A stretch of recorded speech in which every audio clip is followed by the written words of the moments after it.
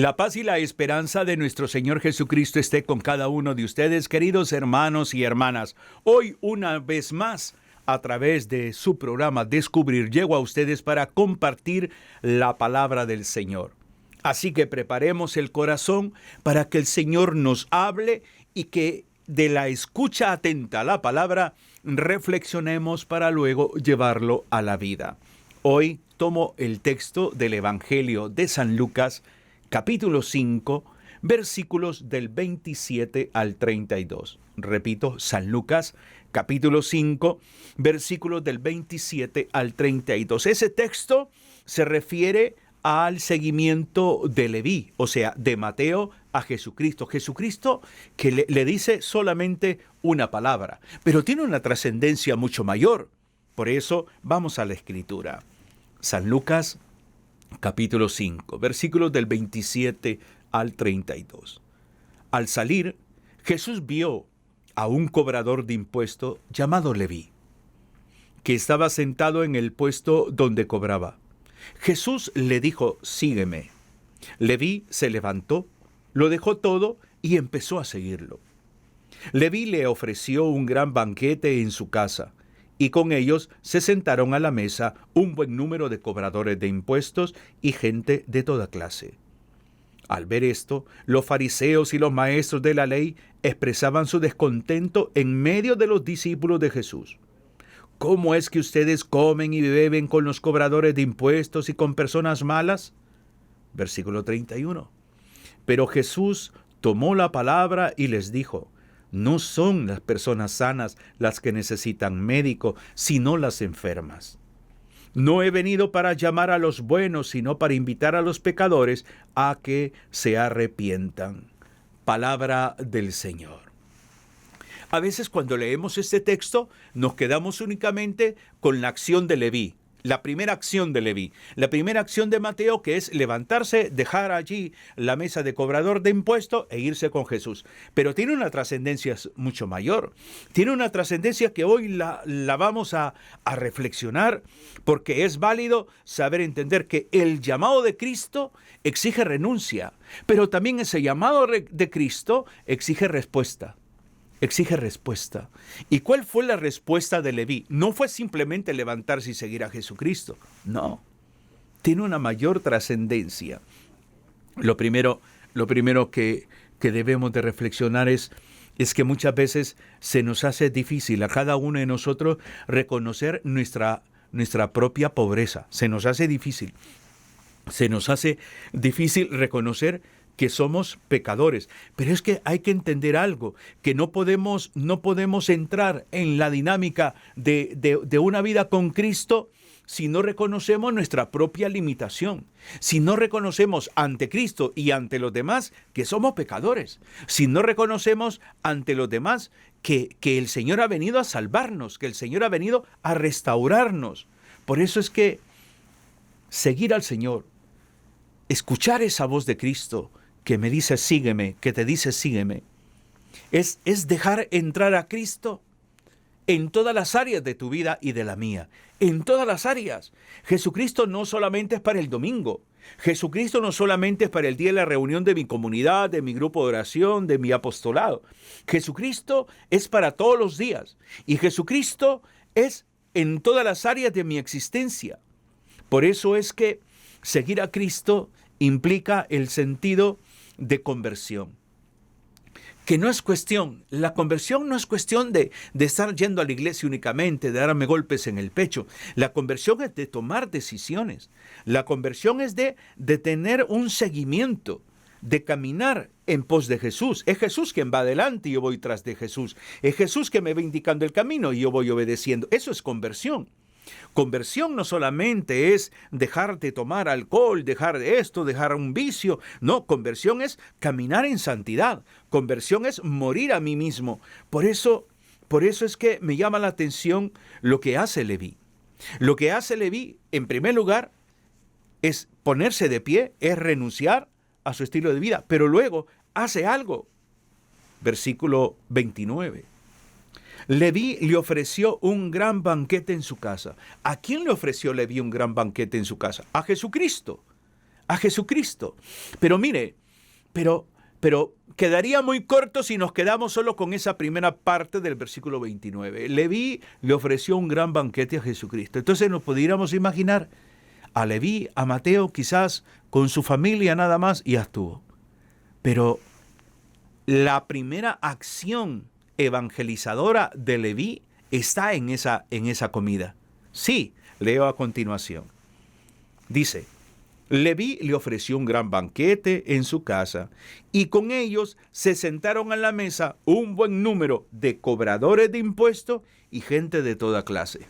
O sea, la primera acción misionera de Mateo está allí, en casa, en casa. Lleva a Jesús a casa y no solamente desea que su familia le conozca, que conozca a Jesucristo, sino también a aquellos que son pecadores, aquellos que la gente los rechaza. Esto es lo lindo. Lo lindo no solamente es seguir a Cristo. Lo lindo no solamente es el sentido de levantarse y seguirlo. No, lo lindo de todo esto es también de evangelizar. Y Leví organiza una comida, pero organiza una comida no simplemente para atender a Jesucristo. Organiza una comida para que los demás conozcan al Cristo que Él está conociendo, para que los demás tengan un encuentro con Cristo como Él lo está teniendo. O sea, llevar a Cristo a casa es nuestra misión como laicos. Llevar a Cristo al trabajo es nuestra misión. Llevar a Cristo a nuestro gremio es nuestra misión. Y es ahí donde debemos de saber adentrarnos el sentido de que la vida en comunión con Cristo tiene que despertar en nosotros un anhelo, un deseo grande de comunicarlo a los demás. De que los demás también tengan una experiencia maravillosa, que los demás también tengan un encuentro personal con Cristo. Por eso es que la fe no se impone, la fe se transmite. La fe no se impone. ¿Cómo transmites tú la fe en tu casa? ¿Cómo le transmites la fe a tus hijos? Que levántense ya, que hay que ir a misa. Y gritas y enojas y que si no, toda la semana no van a tener el PlayStation o no sé qué más. Pero, ¿cómo le estás transmitiendo la fe a tus hijos?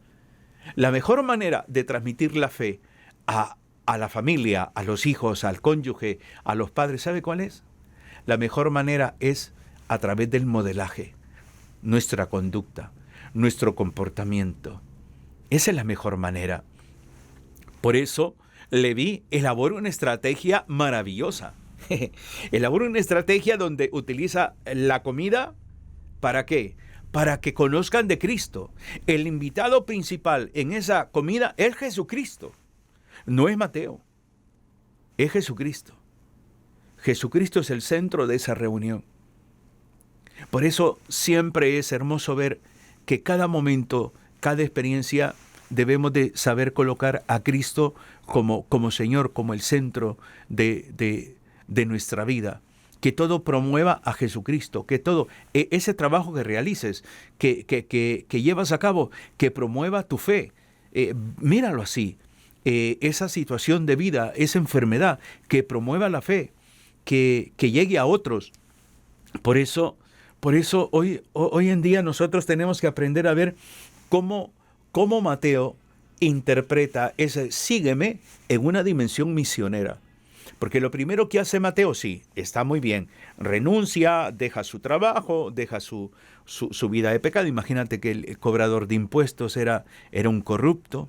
Era un judío colaborando con el Imperio Romano, era despreciado, mal visto, pero Jesús lo ve de una manera diferente, Jesús lo trata de una manera diferente, Jesús se dirige a él de una manera diferente a tal grado que cautiva la vida de Mateo. Él se pone de pie y renuncia a eso, camina con Jesús, lo lleva a la casa, preparan alimento, pero Mateo invita a otros hombres que han estado en su misma condición para que conozcan de Cristo. Esa es la misión. Por eso es hermoso ver cómo cada uno de nosotros tenemos el llamado de que si hemos tenido un encuentro con Cristo, si hemos tenido una experiencia con Cristo, debemos de comunicarla, no es de esconderla, no, es de revelarla. ¿Cómo era mi vida antes? ¿Cómo fue ese encuentro con Cristo? ¿Cómo es mi vida ahora? O sea, es una riqueza. Mira, la fe es una riqueza en la medida que tú y yo nos enamoramos de Jesucristo, en la medida que tú y yo disfrutamos de los sacramentos, en la medida que tú y yo disfrutamos de la comunión con el Señor a través de nuestra comunidad, a través de la experiencia de caminar en fe. O sea, el Señor se va mostrando, se va revelando. Ahora, ¿a cuántos de las personas que están a tu entorno tendrás que invitar? Tendrás que promover la fe. ¿Por qué Mateo, pregunto yo, por qué Mateo pensó en sus colegas, en los cobradores de impuestos y en gente de toda clase? Tengo una versión latinoamericana, ¿no? Una versión muy popular. Pensó en gente de toda clase, dice esta versión. ¿En quién piensas tú? ¿En quién piensas tú para llevarle a Jesucristo? ¿En quién estás pensando tú para invitarle a un retiro, a una jornada, a tu grupo? ¿En quién estás pensando? Mateo se identificaba con los cobradores de impuestos y con el resto de la gente porque tenían algo en común. Y no solo Mateo, no solamente los cobradores de impuestos, no solamente esta gente de toda clase, como dice la Biblia, sino tú y yo. ¿Qué tenemos en común? Que somos pecadores. Que somos pecadores. Mateo era un pecador ante los ojos del pueblo. Pero ante los ojos de Cristo es el preferido, por decir así, para salvarlo. Por eso, solo Jesús fue capaz de ver más allá de los pecados de Mateo. Solo Jesucristo. Y eso es lo que tenemos que aprender en nuestra vida. Tú y yo vemos nuestras debilidades, vemos nuestro pecado, vemos nuestra maldad. Tú y yo vemos el pecado, la maldad del otro. Pero si aprendiéramos a ver la mirada de Cristo y asumirla en nuestra vida, nuestra convivencia cambiaría. Si aprendes a ver lo bueno de tu cónyuge, si aprendemos a ver lo bueno de cada uno de nuestros hijos, si aprendemos a ver lo bueno de cada uno de nosotros, si aprendes a ver lo bueno de este jefe, de esa jefa que te saca, que te estruja, que te incomoda, y si aprendes a ver lo bueno de esa persona. Por eso es que a Mateo le cautivó tanto la mirada de Jesús y la palabra dirigida a él. No le dijo, eres un pecador, te vas a ir al infierno si no te arrepientes y no me sigues. No, simplemente le dijo, sígueme, sígueme, sígueme. Solo a Mateo le bastó una palabra. ¿Cuánta palabra hemos escuchado nosotros? ¿Cuánta palabra de Dios hemos recibido? Y aún así todavía no nos basta para renunciar al pecado. Y aún así todavía no nos basta para tomar conciencia de la importancia de la santidad, de la importancia de la conversión, de la importancia de la vida de oración, de la importancia del perdón, de la misericordia, de la importancia de la iglesia. ¿Cuánto más tendrá que decirnos el Señor? A mí me impresiona Leví, Mateo. Muy creativo, muy creativo. Preparar una comida para involucrar a otros, para que otros tengan el encuentro que él ha tenido, para que otros vean a quien a él lo ha visto, para que otros escuchen a quien a él le ha hablado primero. Por eso es básico que cada uno de nosotros reflexionemos en el hecho que la fe que no se propaga se apaga. Mateo empieza a propagar la fe, no escribiendo. Mateo no empezó a escribir el Evangelio de Mateo, valga la redundancia. No, Mateo lo empezó escribiendo, evangelizando. Mateo empezó escribiendo el Evangelio, preparando una jornada de evangelización. Así le llamo yo. Una cena prédica. Porque prepara alimento. Ahí está Jesús y están los cobradores de impuestos y el resto de la gente. Y Jesús está ahí. Y Jesús no era que más le importaba alimentar y llenar su estómago. No nos narra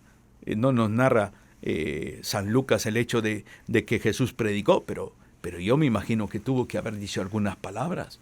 La simple presencia de Cristo en esa reunión pudo haber transformado y transformó el corazón de mucha gente. Astuto el Mateo. Por eso nosotros debemos de pedirle al Señor que nos dé esa astucia de poder evangelizar de una manera práctica, de poder transmitir nuestra fe de una manera sencilla, de poder ser atrevidos, de dar ese paso, de anunciar al otro, de comunicar al otro la buena nueva, de salir de nuestra zona de confort que a veces está llena de miedo, de que me da miedo el dar testimonio, el orar por los hijos o con los hijos. O sea, creo yo que necesitamos esa valentía, esa audacia, esa creatividad de Leví. Necesitamos eso hoy en día. Necesitamos ser más creativos para transmitir la fe. Necesitamos llevar una vida más testimonial. Que nuestra conducta hable más que nuestras palabras. Necesitamos tomar una mayor conciencia del sentido misionero de profesar la fe en Cristo. Y es ahí donde todos nosotros debemos de vernos a nosotros mismos. Y Jesús va a decir algo. Jesús va a decir algo que llama poderosamente la atención en el versículo 31. Jesús tomó la palabra y dijo: no son las personas sanas las que necesitan médico, sino las enfermas. No he venido para llamar a los buenos, sino para invitar a los pecadores a que se arrepientan. Esa era la finalidad de Mateo.